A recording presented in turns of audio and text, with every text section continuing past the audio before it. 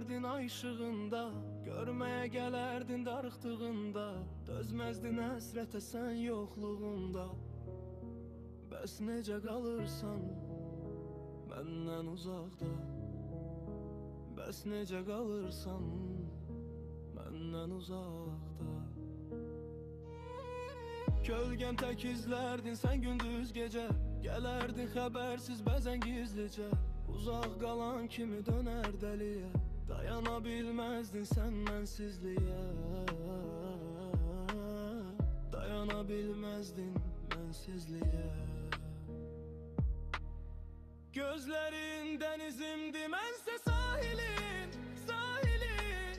Kim olub indi dənizin? Kör olsun özgəyə baxan gözlərin, lal olsun sevirəm söyləyən dilin.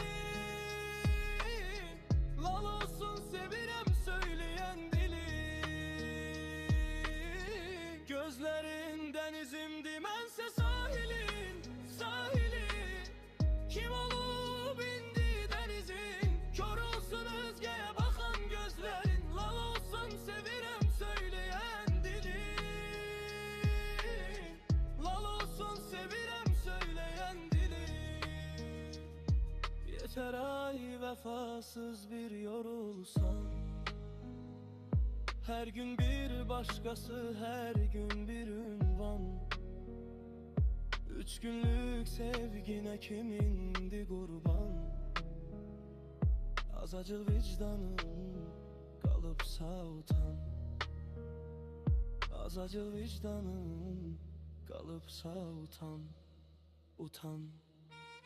Canını yandırar o getdilerin, yaralar alarsan kalbinde derin. Xəyanət yarası alar küreğin, vurar yerden yere sevdilerin. Vurar yerden yere sevdilerin. Ümidin son çaren mən olacam mən, peşiman olacaksan etdilerinden. Sevgi dilənersən yalvarıb məndən, deyəsən möhtacam sən tək çarəm. Deyəsən möhtacam sən tək çarəm.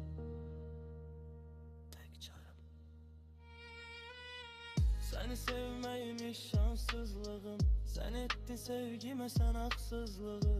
Səni çox sevirəm tutmaz qarğışım, səni çox sevirəm tutmaz qarğışım. Tutmaz qarğışım. Gözlərin dənizimdi, mənsə sahilin, sahili. Kim olub indi dənizin? Kör olsun yadlara baxan gözlərin, lal olsun sevirəm deyən o dilin.